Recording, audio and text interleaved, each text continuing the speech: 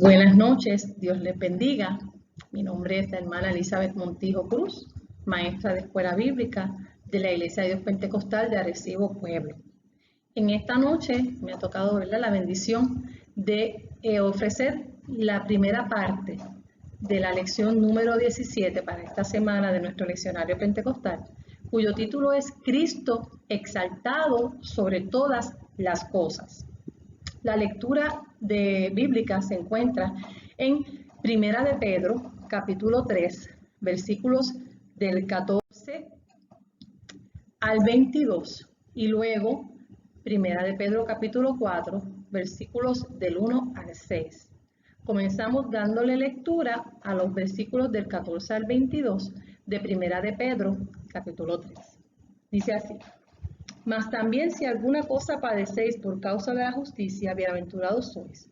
Por tanto, no os amedrentéis por temor de ellos, ni os conturbéis, sino santificad a Dios el Señor en vuestros corazones y estad siempre preparados para presentar defensa con mansedumbre y reverencia ante todo el que os demande razón de la esperanza que hay en vosotros, teniendo buena conciencia, para que en los que murmuran de vosotros como de malhechores sean avergonzados los que calumnian vuestra buena conducta en Cristo. Porque mejor es que padezcáis haciendo el bien, si la voluntad de Dios así lo quiere, que haciendo el mal. Porque también Cristo padeció una sola vez por los pecados, el justo por los injustos, para llevarnos a Dios, siendo la verdad muerto en la carne, pero vivificado en espíritu, en el cual también fue y predicó a los espíritus encarcelados, los que en otro tiempo desobedecieron, cuando una vez esperaba la paciencia de Dios en los días de Noé, mientras se preparaba el arca, en la cual pocas personas, es decir, 8, fueron salvadas por agua. El bautismo que corresponde a esto ahora nos salva, no quitando las inmundicias de la carne, sino como la aspiración de una buena conciencia hacia Dios por la resurrección de Jesucristo, quien habiendo subido al cielo está a la diestra de Dios, y a él están sujetos ángeles, autoridades y potestades. La primera parte de la lección, la gracia en medio del sufrimiento. La parte A, la confesión de fe como modelo del creyente. Pedro dirige esta epístola a los cristianos que vivían en el Asia Menor y que habían sufrido el rechazo y la persecución a causa de su obediencia a Cristo. Pedro se hace eco de las palabras de Jesús en el Sermón del Monte, Mateo 5:10, acerca de la bendición asegurada para quien padece por causa de la justicia. No, nosotros como creyentes no debemos temer ni turbarnos por la crueldad de los adversarios. Debemos confiar en Dios, porque nuestro Dios pelea por nosotros.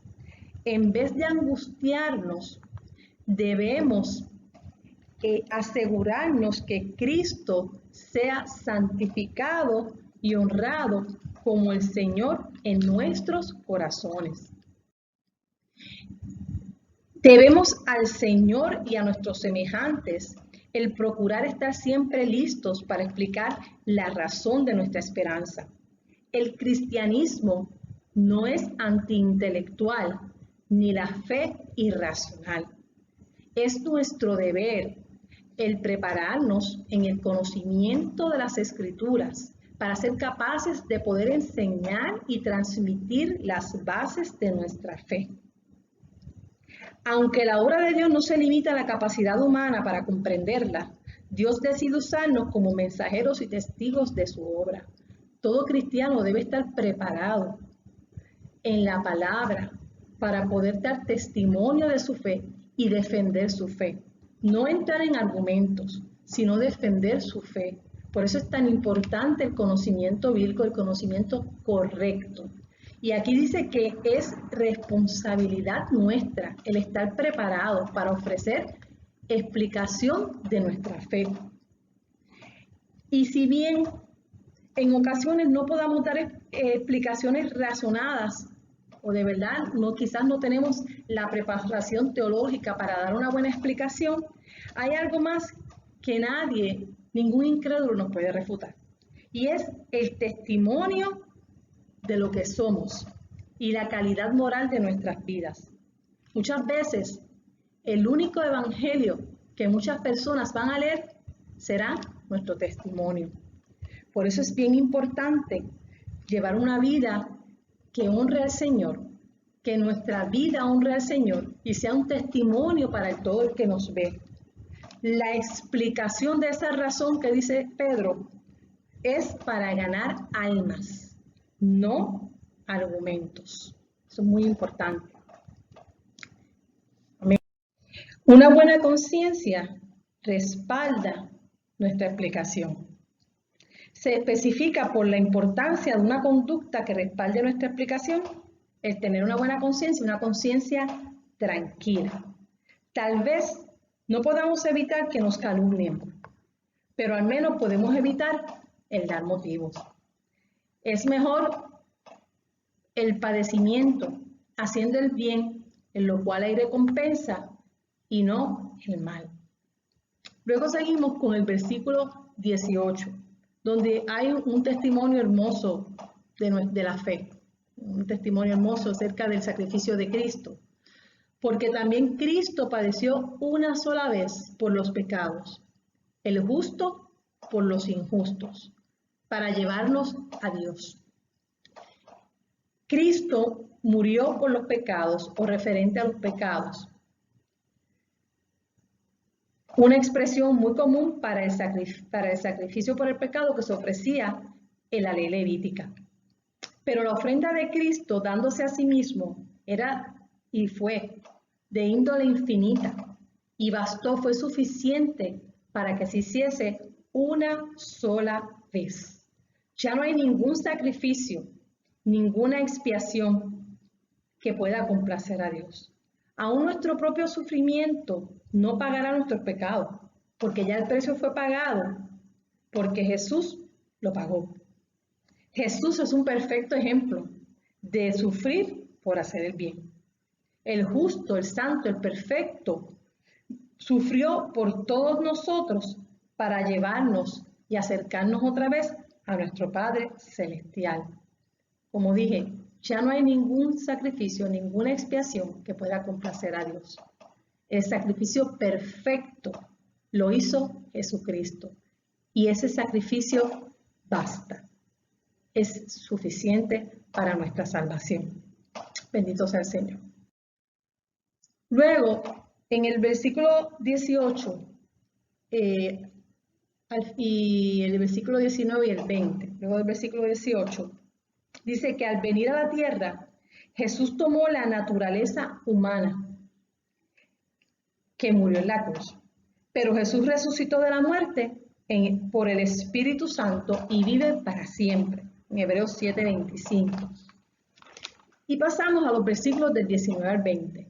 Los versículos de 19 al 20, junto con el 4:6, ofrecen sus dificultades en su interpretación. La exploración del texto es amplia y dinámica en su interpretación. Incluso muchos exégetas dicen que ofrecen más preguntas que respuestas. A continuación, expondré algunas de sus posibles interpretaciones, que están según el leccionario pentecostal y algunas fuentes que encontré, ¿verdad?, mientras estudiaba la clase. La primera, ¿verdad?, esta es una posible explicación para esos versículos que dice, en el cual también fue predicó a los espíritus encarcelados, los que en otro tiempo desobedecieron, cuando una vez esperaba la paciencia de Dios en los días de Noé, mientras se preparaban el arca, en la cual pocas personas, es decir, 8, fueron salvadas por agua. Basados en versículos tales como Efesios 4, del 8 al 10 y Hebreos 12, 23, ¿verdad? Jesús, entre la muerte y la resurrección, que se conoce también como Triduum Mortis, descendió al Hades, por las partes más bajas de la tierra, a proclamar a los espíritus de los justos, que esperaban la salvación en el periodo del Antiguo Testamento, su victoria en la cruz, y que luego de su resurrección llevó esa cautividad al cielo. Como dice el libro de Efesios, capítulo 4, subiendo a lo alto, llevó cautiva la cautividad y dio dones a los hombres. Esa es una explicación. La otra posible explicación, para los versículos del 19 al 20, es que Cristo descendió al abismo o al Hades, donde estaban los espíritus encarcelados, que se creen que eran los ángeles caídos, según segunda de Pedro, capítulo 2, versículo 4, y Judas 6, que desobedecieron a Dios y les predicó. La palabra predicar viene de queruso, que era una proclamación de algo favorable o no. Y les predicó o les proclamó juicio y condenación final, a la vez que proclamó su victoria y su señorío sobre el mal. Y la otra explicación podría ser, ¿verdad?, que Noé proclamó en el Espíritu de Cristo que había en él, según primera de Pedro 1:11 y segunda de Pedro 2:5, que llama a Noé pregonero de justicia, el juicio del diluvio a aquellos hombres incrédulos que estaban prisioneros o encarcelados por el pecado. Estas son las posibles explicaciones, pero cualquiera de estas que, ¿verdad?, que sea la correcta, lo más importante de, ¿verdad?, en estos versículos es ver que la paciencia de Dios es una realidad aún para los desobedientes más obstinados. El padecimiento de Cristo resultó en su dominio universal y Cristo murió y resucitó para salvarnos. Luego, en el versículo 21, habla del bautismo, inmediatamente habla del bautismo, y nos dice, el bautismo que corresponde a esto. Aquí el bautismo es una figura, es un símbolo.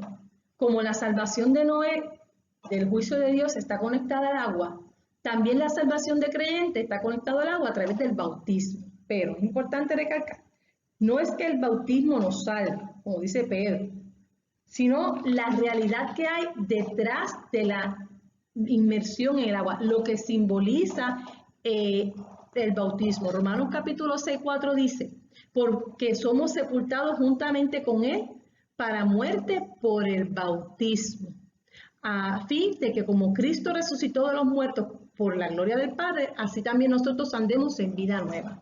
El bautismo es un símbolo cuando nosotros como creyentes aceptamos a Cristo y decidimos dar un testimonio público de que hemos decidido morir a nuestro viejo hombre y nacer una nueva criatura, y ese testimonio lo damos a través del bautismo. Luego del padecimiento, ¿verdad?, continuando con los versículos, viene el enaltecimiento. Ahora Jesús está sentado a la diestra del Padre, reinando con él. Y en esa época, el estar a la diestra o a la derecha de alguien era, específicamente del anfitrión, era un lugar de honor. Jesucristo está en un lugar de honor en el cielo, reinando junto a su Padre. Todo cuanto hay y existe, ángeles, autoridades, poderes, todo lo creado, ahora están sujetos a Él. Cristo sufrió, pero triunfó. Y sirvió de ejemplo y sirve de ejemplo para los cristianos de entonces y de ahora, de que si sufrían o sufren haciendo el bien, heredarían bendición.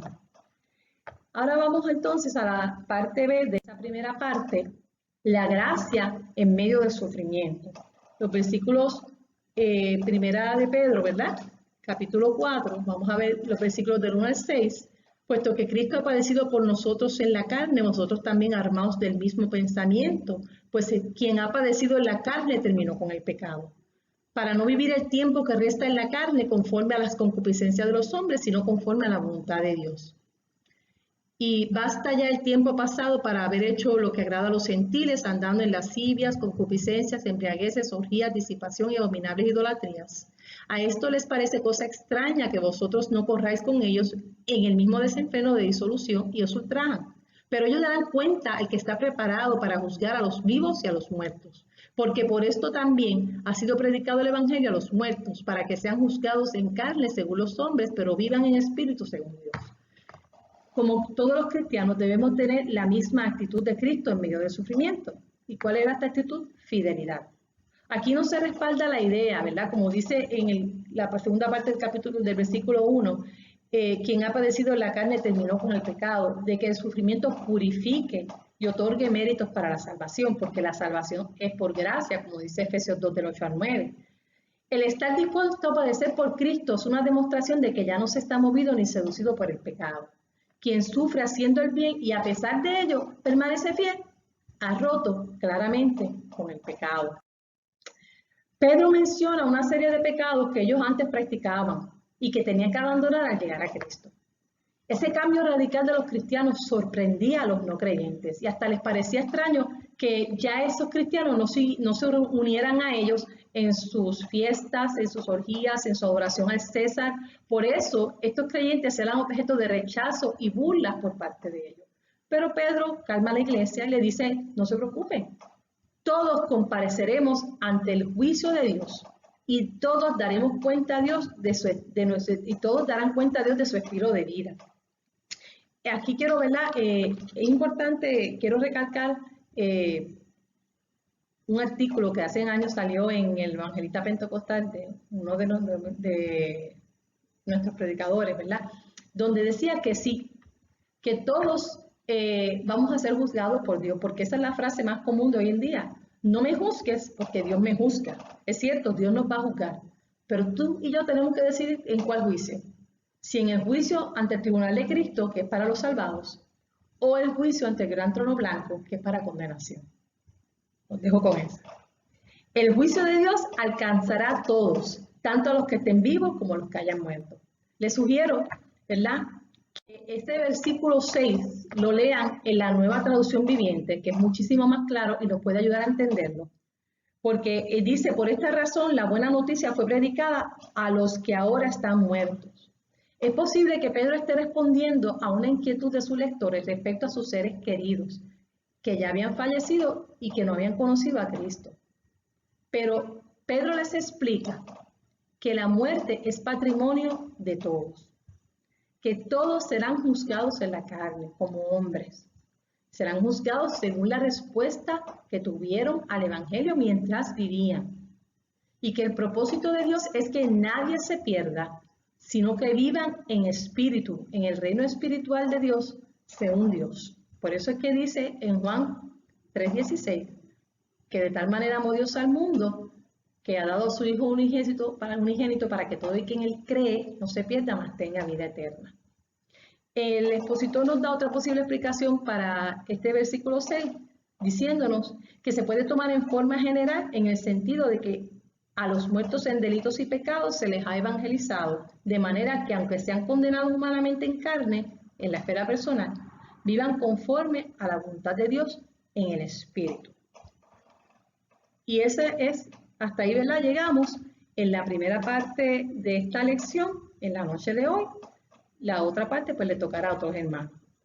Hasta aquí entonces mi parte, y que el Señor les continúe bendiciendo. Sigan disfrutando de esta hermosa lección. Buenas noches. Hey, Dios les bendiga. Esperamos que todos estén bien, que sus familias estén bien. Estamos orando por ustedes. Oren por nosotros.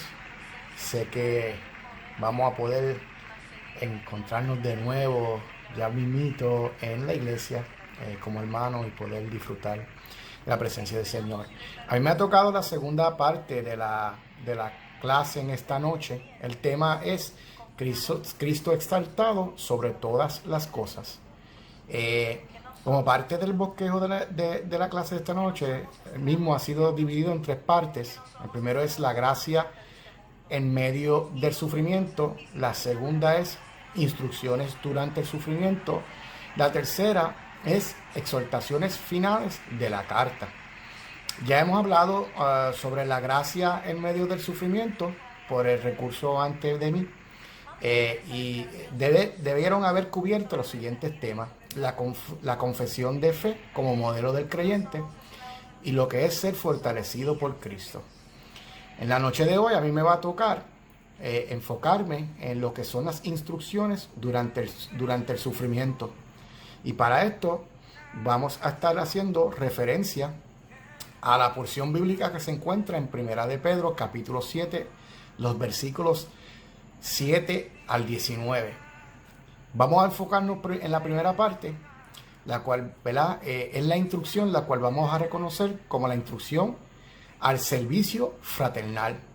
Y vamos a leer los primeros versículos del 7 al 11. Dice de esta manera: mas el fin de todas las cosas se acerca.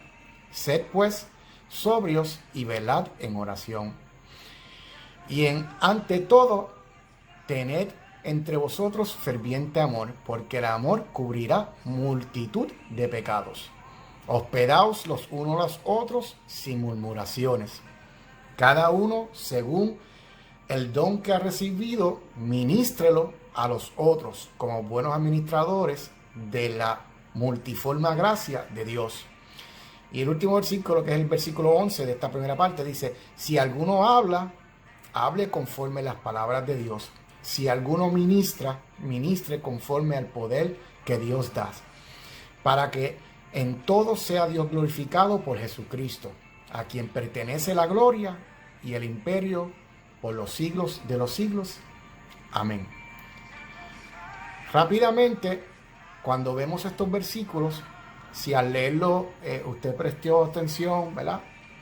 Usted puede ver que hay unas instrucciones que se están estableciendo en esta carta. Y en estos primeros versículos yo pude como que tratar de recopilar esa información y lo voy a tratar de traer un poquito más simple para entenderlo. Los primeros versículos se enfatizan en la parte de ser sobrios, entendidos y abstenerse del mal, velando en oración. O sea, que el autor de esta carta establece que en medio de momentos de sufrimiento, la expectativa del creyente es mantenerse sobrio, entendido y abstenerse del mal. No tan solamente esto, sino que el autor establece que la expectativa del creyente es mantenerse orando. Gloria al Señor. Jesús nos ordena en todo tiempo a mantenernos orando. Él dice que oremos para que no caigamos o no entremos en tentación. No tan solamente se queda ahí, sino que Pablo, a través de la palabra, también nos recomienda que oremos sin cesar. O sea, que es muy importante la oración, mantenernos sobrios, mantenernos con nuestros testimonios limpios, apercatados de los tiempos, para cuando estemos pasando por momentos de sufrimiento. Quizá muchas personas cuando está pasando por momentos de sufrimiento es el momento que decide a distanciarse de la oración, a distanciarse, ¿verdad?, de cuidar el testimonio. Pero no, el autor nos invita a ser sobrios, entendidos, abstenernos del mal y velar nuestra oración y nuestra relación con Jesús.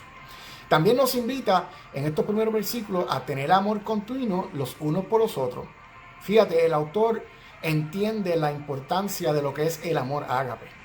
Dios mismo dice la palabra que cuando tenemos este amor nos cubre de cualquier pecado, ofensa e injuria. La Biblia habla de este amor y lo reconoce de esta manera. Dice que todo lo sufre, todo lo cree, todo lo espera y todo lo soporta. Cuando estamos en sufrimiento, a veces el ser humano se pone irritado y tiende pues a quizá asumir a posturas de menosprecio, de centralizarse en el yo, de no enfocarse en querer ser partícipe o brindarle amor a otros. Sin embargo, el autor entiende que si nosotros en medio del sufrimiento nos enfocamos en ser sobrios, entendidos, abstenernos del mal, velar nuestra oración, de tener amor continuo por los unos por los otros, pues esto nos va a ayudar a exaltar a Cristo en medio de nuestras necesidades.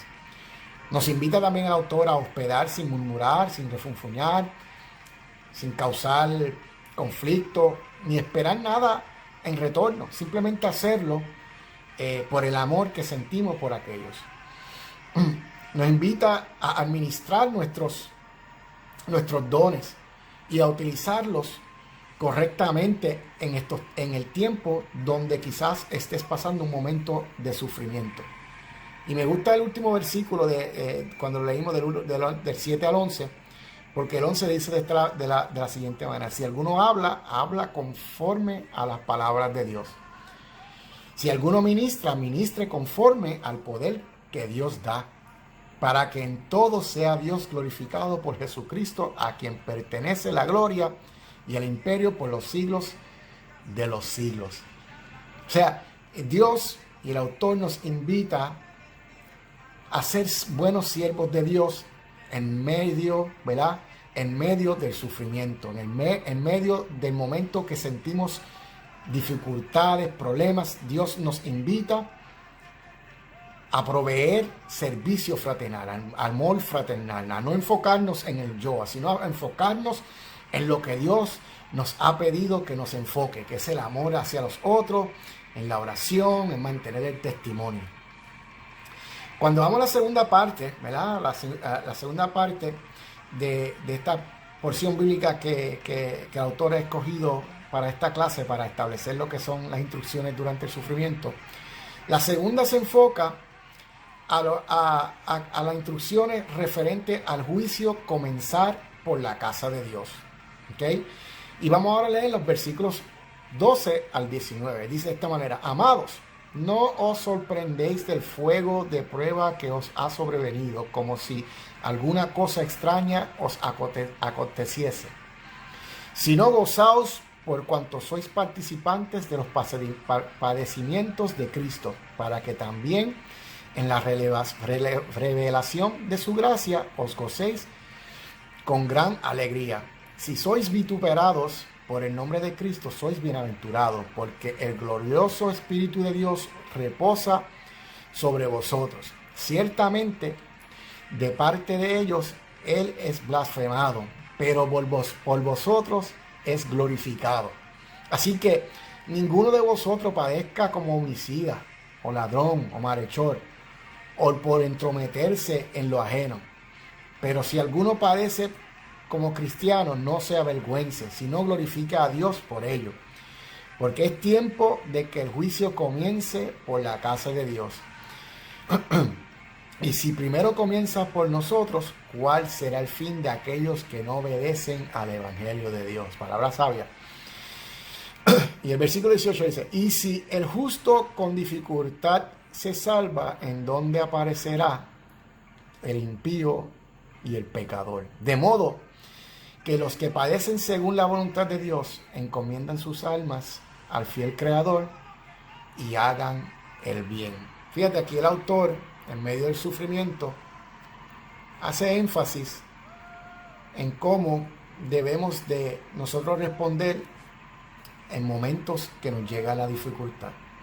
Cuando nos llega la dificultad, lo primero que el autor establece es que no nos debemos de sorprender. Ahora, quizás usted dice, bueno, dificultad, ¿de qué estamos hablando? El autor y el escritor de esta carta está siendo bien específico al tipo de prueba al cual está hablando. Él está hablando de la prueba que es causado por vituperio. O sea, cuando eres insultado, injuriado, difamado por ser creyente. Todos sabemos que estamos viviendo momentos difíciles. Pero el autor en esta porción bíblica está enfatizando en aquellos que están pasando momentos difíciles por ser cristianos. O sea, aquellos que son perseguidos, aquellos que son matados, maltratados. Y no tan solamente, ¿verdad? Quizá tenemos que sufrir lo que es la muerte. Posiblemente podemos ser menospreciados en el área de labor, burlados, servirle burlas. Y otros pueden haber sido hasta perseguidos por ser cristianos en sus labores, en su diario vivir, en su comunidad. Pues ese tipo de prueba es el cual el autor está haciendo énfasis en este momento. No obstante, ¿verdad? Eso no quita que en los momentos difíciles que estamos viviendo no estamos llamados a demostrar la paz de Cristo. La paz de Cristo es lo que la persona que no conoce a Jesús necesita en el día de hoy. Quizá en tu comunidad hay muchos vecinos pasando mucha necesidad, pero tienen la mirada puesta en el hogar cristiano. ¿Cómo está comportándose mamá, papá cristiano? Así que le exhorto, ¿verdad?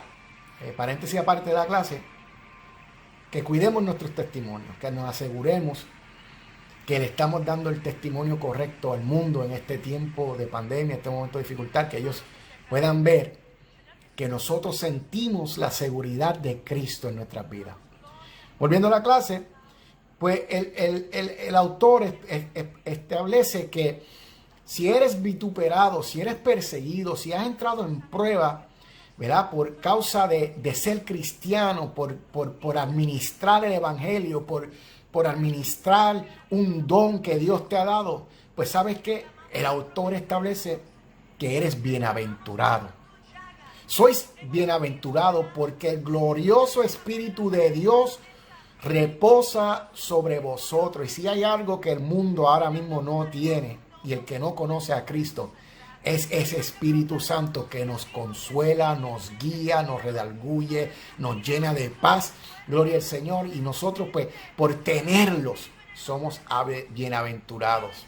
Ahora, ¿por qué el autor quizá habla, gloria al Señor, del juicio comenzar por casa? El juicio comienza por la casa porque Dios se preocupa y Dios trabaja constantemente para que aquel que le ha aceptado como su Salvador continúe sirviéndole. Y el Espíritu Santo constantemente nos redarguye y nos busca para que estemos cerca de Él. ¿Cómo Dios trabaja con aquel que no le conoce? Pues Dios tiene el propósito y un objetivo de cómo llegar a Él. Posiblemente seamos uno de nosotros. Y Dios establecerá el tiempo y el momento, ¿verdad?, para interactuar con Él y permitirle que se acerque y que le acepte. Mientras tanto, nosotros ya le hemos conocido y tenemos que perseguir, mantenernos limpios, buscando su presencia. Por eso que al finalizar estos versículos, el autor dice, el juicio comienza por la casa, pero él está específicamente hablando del enfoque que tiene el cristiano a mantenerse limpio. ¿Okay? Y por eso es que termina esta porción bíblica la cual utilizamos en el día de hoy, hablando referente a que si es con dificultad con dificultad y el creyente se le hace difícil ser salvo, imagínese la persona pecadora, la persona que no le ha conocido. Así que, para resumir, dos instrucciones principales. La instrucción principal es el amor, el servicio fraternal. La segunda es el juicio, comienza por la casa.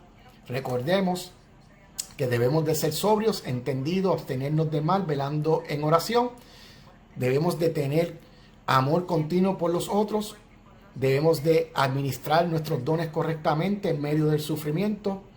Debemos de tener conciencia, gloria al Señor, que debemos de cuidar de nuestro testimonio, entender que somos bienaventurados y que en este momento, aunque sientas presión, aunque sientas sufrimiento, debes de gozarte porque tienes el Espíritu Santo y la expectativa de que si falleciésemos, estaríamos y estaremos con el Señor. Dios te bendiga. Dios les bendiga, hermanos. Esta es su hermana en Cristo, Ana Rosa Martínez Guzmán. En esta hora me corresponde la tercera parte de la lección 17, titulada Cristo exaltado sobre todas las cosas. En la lección de hoy estamos, como ya escucharon a los hermanos que me precedieron, en Primera de Pedro. Ya los hermanos hablaron acerca del sufrimiento, fue el tema central de las primeras dos partes. A mí me corresponde la tercera parte de la primera epístola de Pedro, que prácticamente es el cierre de esa primera epístola. Vamos a estar considerando unos versículos en el capítulo 5 de Primera de Pedro, desde el 1 hasta el 11. Comenzamos con los versículos del 1 al 3, que dicen así: ruego a los ancianos que están entre vosotros, yo anciano también con ellos, y testigo de los padecimientos de Cristo, que soy también participante de la gloria que será revelada. Apacentad la grey de Dios que está entre vosotros, cuidando de ella, no por fuerza, sino voluntariamente, no por ganancia deshonesta, sino con ánimo pronto, no como teniendo señorío sobre los que están a vuestro cuidado, sino siendo ejemplo de la grey. Así que tenemos a Pedro refiriéndose a los ancianos de la iglesia. Este primer versículo va dirigido a los ancianos de la iglesia. Y pues los ancianos todos conocemos que son aquellas personas que se consideran como los líderes de la iglesia. En aquel entonces podemos interpretar que eran las personas que tenían una mayor madurez espiritual o mayor conocimiento de Cristo, de la palabra hecha carne, que en aquel momento era Cristo, y eran los que estaban al frente de las iglesias. Recordemos que estamos hablando del momento en que la iglesia comenzaba, eran los inicios, ¿verdad?, de la iglesia como cuerpo de Cristo. Así que Pedro está llamándole la atención a los ancianos como líderes de la iglesia que son. De igual manera que llama la atención a nosotros, a los líderes de hoy, de las iglesias de hoy. Y él reconoce y les dice que también él es parte de ellos, o sea que él era parte de los líderes, de los ancianos de la iglesia, y que él había sido testigo presencial del sufrimiento de Cristo. O sea, él está diciendo, yo sé que ustedes han sufrido, que no ha sido fácil. Yo mismo fui testigo de lo que Jesús pasó. Y también le dice que no tan solo que fue testigo de los padecimientos de Cristo, sino que también es participante de la gloria que será revelada. O sea que Pedro le estaba diciendo, yo también he sufrido, yo he visto el sufrimiento, pero sigo con nuestra esperanza, que es que también seremos partícipes de las promesas que Jesús nos hizo, de la gloria venidera. Así que Pedro le dice a los ancianos, como líderes de la iglesia, apacentar la grey. Él está dando como una encomienda, que fue la misma encomienda que recibió de Jesús, y ya mismito lo vamos a ver. Apacentar significa, inmediatamente pensamos en las ovejas, por lo menos yo pienso en las ovejas, así que apacentar, según el diccionario de la Real Academia Española, significa dar pasto al ganado y llevarlo a pastar. En términos, ¿verdad?, literales, pues aquí está el significado, pero sabemos que apacentar es una palabra que se utiliza en varias ocasiones en la Biblia. Y se refiere también al cuidado del pastor, del líder que tiene hacia su rebaño, hacia las ovejas, que somos nosotros la iglesia.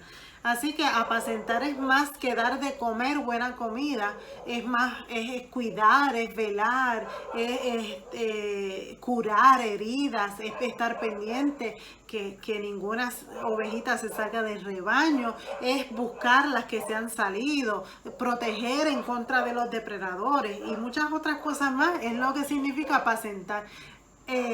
Según Pedro se le está diciendo, y me gusta mucho este énfasis que le hace, que es con ánimo pronto. O sea, yo interpreto que Pedro les está diciendo, ustedes son los líderes, ustedes dirigen la iglesia y lo tienen que hacer de buena gana. Con ánimo pronto para mí significa, ¿verdad?, hacerlo bien hecho, de buena gana, con buenas actitudes, feliz, ¿verdad? Porque lo que estamos haciendo es por encomienda del Señor. Pero no tan solo eso, sino que le está diciendo que seamos ejemplos. Le está diciendo a los ancianos que son líderes, que les corresponde apacentar la grey, y dentro de sus responsabilidades no cabe el maltrato, sino que hay que tratarla con amor. A la iglesia hay que tratarla con amor, sabiendo que el líder es el ejemplo a la iglesia. Así que Pedro, además de decirle a los líderes que apacienten, yo pienso que cuando él estaba escribiendo estas palabras, él estaba en su mente pensando cuando Jesús, en el capítulo 21 de Juan, se registra esta situación, cuando Jesús le cuestiona a Pedro en 3 ocasiones que si lo amaba. Yo recordé inmediatamente que leí la porción para la lectura de hoy, me ubiqué aquí. Es como un preámbulo a lo que Pedro estaba escribiendo en este momento. Jesús le pregunta en 3 ocasiones a Pedro si lo amaba. Esto fue después de Jesús haber resucitado, haberse sacrificado, haber sido crucificado en la cruz. Ya había resucitado y se le apareció a sus discípulos, comió con ellos y le cuestiona a Pedro en 3 ocasiones que si lo amaba. En la primera ocasión Pedro le contesta que sí. En la segunda ocasión le contesta que sí, y en la tercera ocasión le contesta que sí, que él lo sabía todo. Pero me gusta mucho lo que Jesús le dice después de cada contestación de Pedro. En la primera ocasión, Jesús le dice, apacienta, y volvemos con la misma palabra, apacienta mis corderos. En la segunda ocasión le dice, pastorea mis ovejas, y en la tercera, apacienta mis ovejas. O sea que lo mismo que Jesús le habló antes de ascender al cielo a Pedro directamente, es lo que Pedro le está pasando a los ancianos de la iglesia. Qué responsabilidad tan grande.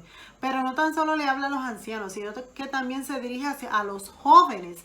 Y para mí, mi interpretación, usted puede diferir, yo pienso que los jóvenes son todos los demás que no son líderes. Los jóvenes le está llamando Pedro a que sean humildes, a que nos humillemos y que sean sumisos. Es decir, nosotros reconocemos la autoridad de los líderes que Dios ha puesto en la iglesia, ¿verdad? Porque tiene que haber un orden. Pero los jóvenes deben estar, según Pedro, ¿verdad?, le insta a que estén sujetos a los ancianos, unos a otros y revestidos de humildad. Esta palabra es bien importante para mí. La humildad, según el diccionario, la humildad consiste es una virtud que consiste en el conocimiento de las propias limitaciones y debilidades y en obrar de acuerdo con este conocimiento. La humildad es lo contrario a la altivez de espíritu. Una persona que considera que es más espiritual que otra no es humilde. Una persona humilde no necesariamente es una persona que no tiene recursos económicos. La humildad es más bien una actitud del corazón, una actitud en donde yo reconozco que todos somos iguales delante del Señor, que yo no puedo ser mejor que nadie delante del Señor. Yo no soy el preferido del Señor, al contrario, yo soy igual que todos mis hermanos y que todos los demás que estamos luchando para agradar al Señor y alcanzar la vida eterna. Así que primero Pedro dirige sus palabras a los ancianos y luego va a los jóvenes que sean sumisos. Pero también Pedro les habla en el capítulo 6, que esta porción tiene, ese versículo 7 es hermoso. Dice, humillaos pues bajo la poderosa mano de Dios para que Él os exalte cuando fuere tiempo, echando toda vuestra ansiedad sobre Él, porque Él tiene cuidado de vosotros. Sed sobrios y velad, porque vuestro adversario el diablo, como león rugiente, anda alrededor buscando a quien devorar, al cual resistid firmes en la fe, sabiendo que los mismos padecimientos se van cumpliendo en vuestros hermanos en todo el mundo. Así que aquí está la clave: humillarse delante del Señor. Humillarse, reconocer que Él es el Señor, que su voluntad está sobre todas las cosas, aún sobre lo que nosotros pensamos que debe ser lo que ocurra. Aunque nosotros tengamos unas peticiones delante del Señor, Él conoce todas las cosas. Así que vamos a humillarnos y vamos a colocar nuestra ansiedad. Qué palabra tan pertinente para este momento que estamos viviendo, en donde tenemos que estar encerrados, en donde nuestras actividades diarias se han visto limitadas a estar en la casa por la situación del coronavirus. Y a veces nos ponemos ansiosos, a veces nos desesperamos, ¿verdad? Y qué pertinente que Pedro dice, echando toda vuestra ansiedad sobre Él, porque Él tiene cuidado de nosotros. Así que no dudes que Dios tiene cuidado de ti. Podemos estar ansiosos, pero no dejes que esa ansiedad se apodere de ti, porque Dios tiene cuidado de ti. Así que tenemos que estar pendientes, humillarnos, poner nuestra ansiedad sobre Él. Pero también Pedro hace un llamado a que velemos, a que seamos sobrios y a que velemos. ¿Por qué velar? Bueno, porque hay un enemigo que está por ahí, como decimos los puertorriqueños, velando la guira para ver cómo puede hacernos daño, cómo puede hacernos caer. Y ese se llama el diablo, que el Señor lo reprenda, ¿verdad? El diablo significa de adversario. Él es nuestro enemigo. El diablo también se conoce como la serpiente astuta, el padre de toda mentira, es el tentador, es el príncipe de este mundo, es el Dios de este siglo, pero ya tiene un fin, porque será arrojado al lago de fuego. Ya Jesús lo venció. Y con la victoria de Jesús en la cruz del Calvario, nosotros también somos vencedores en su nombre.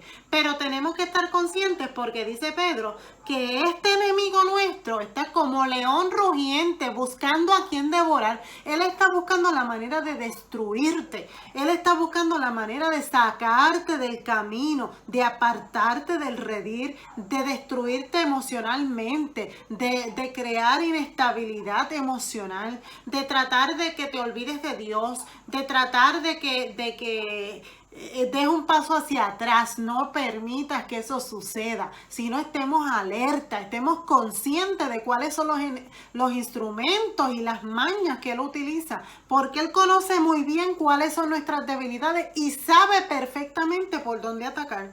Así que nosotros nos vestimos de la armadura, como dice Pablo, la armadura de Dios para poder resistirle. Y estamos velando, humillándonos delante de nuestro Dios, pero velando, pendiente a que no nos destruya, porque nosotros somos propiedad de Cristo. Y terminamos con los últimos versículos, hasta 10 y 11 de 1 de Pedro 5, que dice: mas el Dios de toda gracia, que nos llamó a su gloria eterna en Jesucristo, después que hayáis padecido un poco de tiempo, Él mismo os perfeccione, afirme, fortalezca y establezca.